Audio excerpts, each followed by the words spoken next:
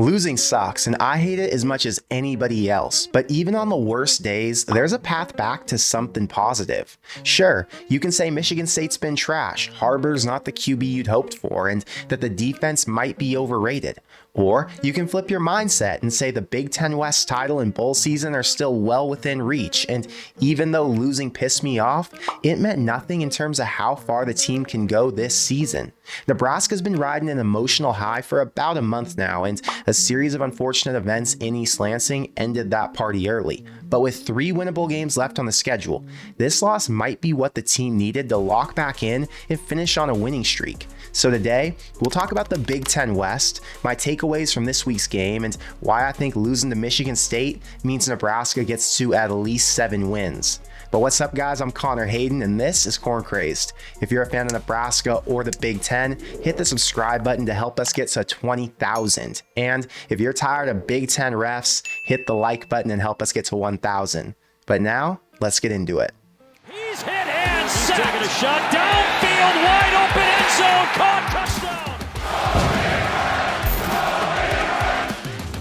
I saw this comment from Hayes and it's so true. He said, everybody talking like it's doomsday for the rest of the season must not have watched any of our remaining opponents play today. They're all just as bad as we are.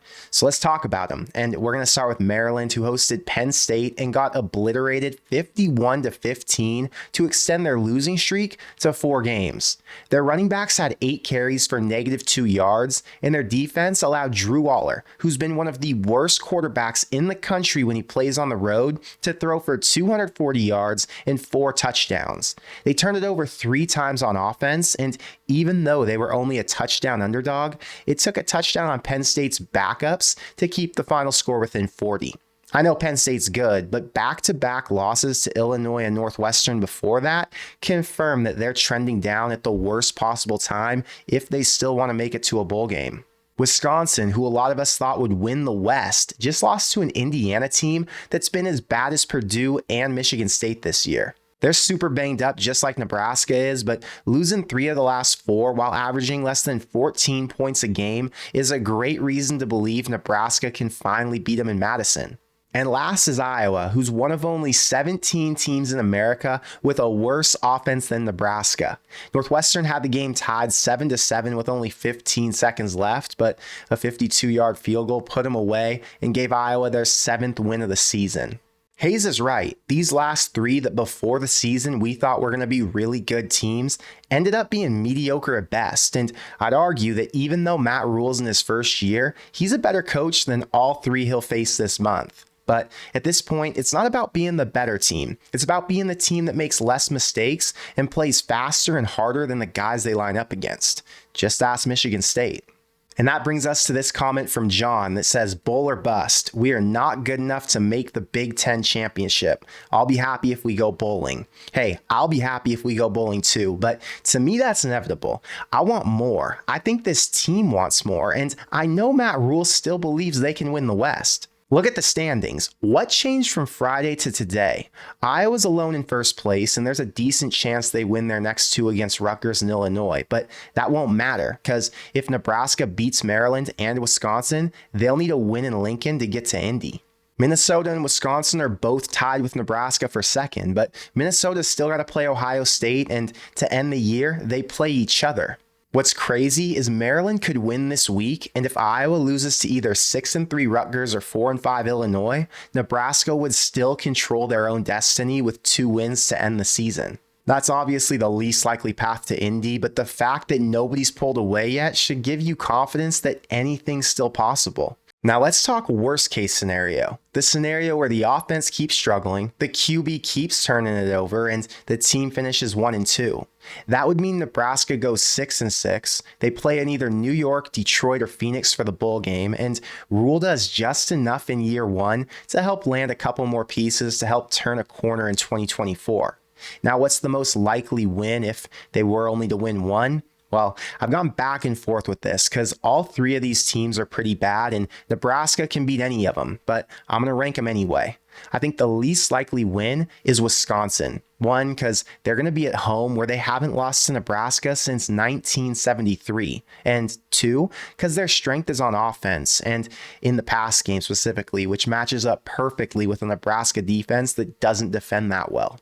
Next is Iowa. Nebraska beat them last year. The Black Shirts could hold them to field goals all day, and even though they'll shut down Harburg as a passer, he's shown he can break loose for a 40-plus yard run out of nowhere. Senior day at home with a 6th or 7th win on the line is going to be all the motivation this team could ask for, and there's an argument that Iowa might be the most likely win out of these last three because of it.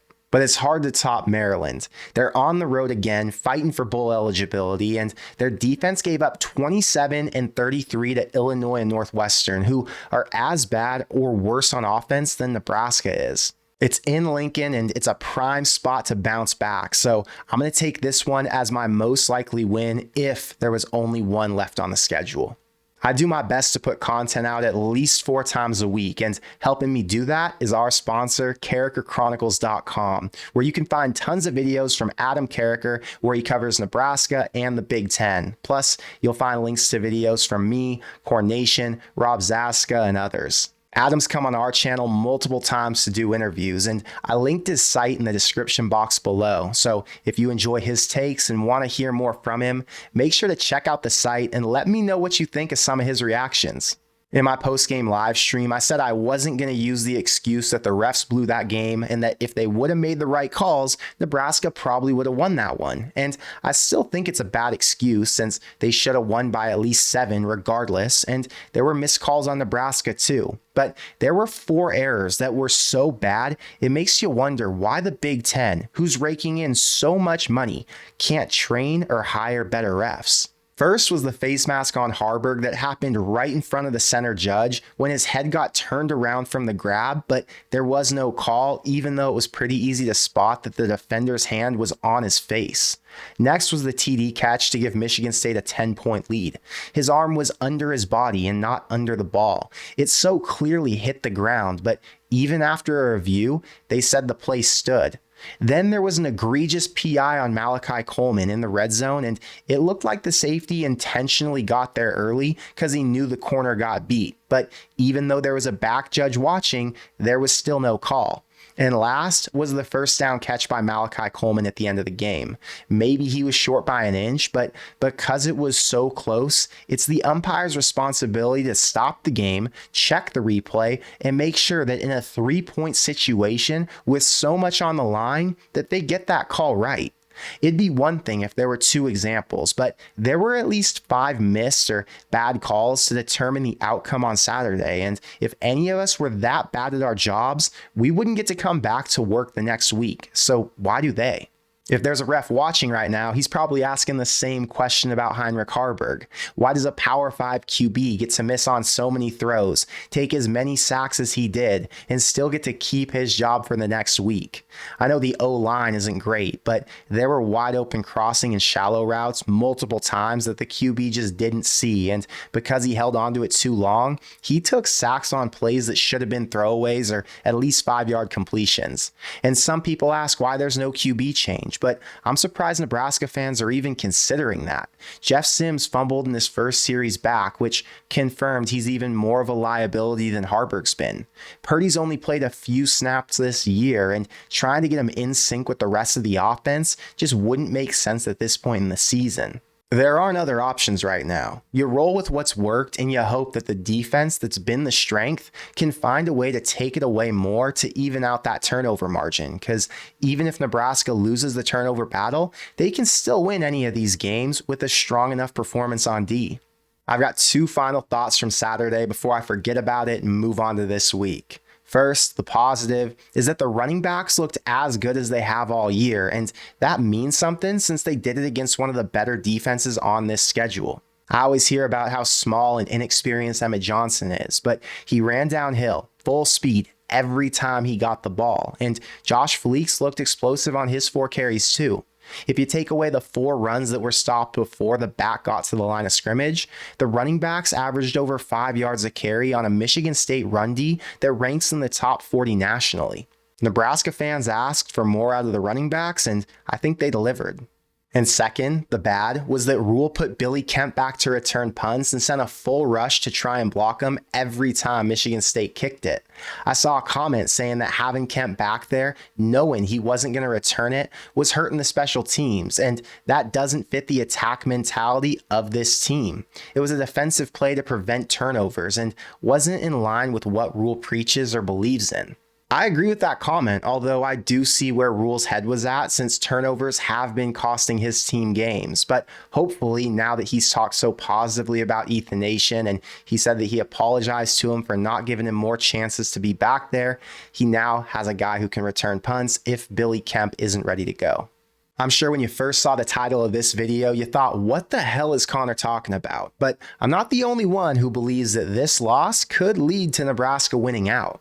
Go back to week 5 at home against Michigan. Nebraska was riding momentum with their new starting QB and a 2-game win streak. Michigan came into Memorial Stadium, won the game by halftime, and completely embarrassed this staff and all the players. Obviously, I have different thoughts about that now, but hindsight's 2020. After that loss, the defense stepped up and started playing at a level we'd only seen against Minnesota and Northern Illinois.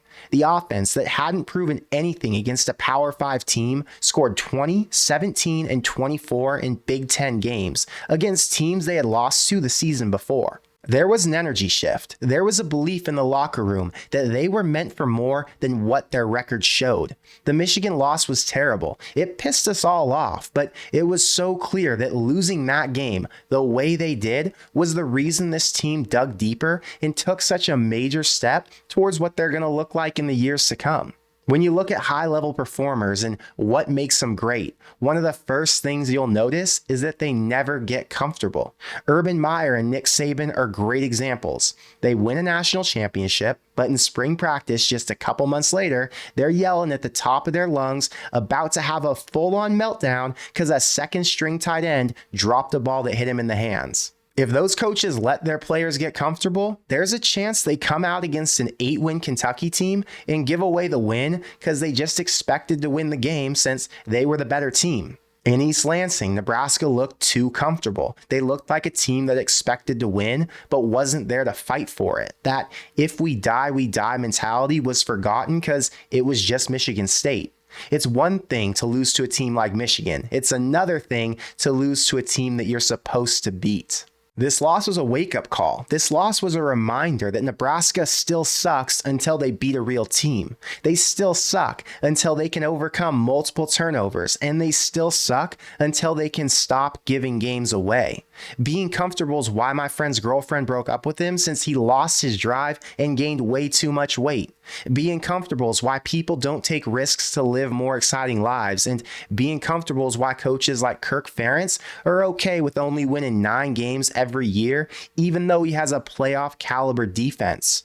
Nebraska can't afford to, but for the first time in years, they went on a little win streak and they started to get comfortable. They're an underdog against Maryland. They're going to be an underdog at Wisconsin, and I'm sure they'll be the dog at home against Iowa. So get ready for more intense pregame speeches and more halftime yous, because this team isn't until they beat somebody that they aren't supposed to. Nebraska's last loss before Saturday sparked an upset win over Illinois, and if they pull off the win over Maryland this week, I fully expect this team to fight as hard as they did in the middle of the season to finish off Big Ten West champs. But I want to know what you think, so let me know in the comments below. Do you think we see a high energy performance this week, or did that 4th loss kill their confidence?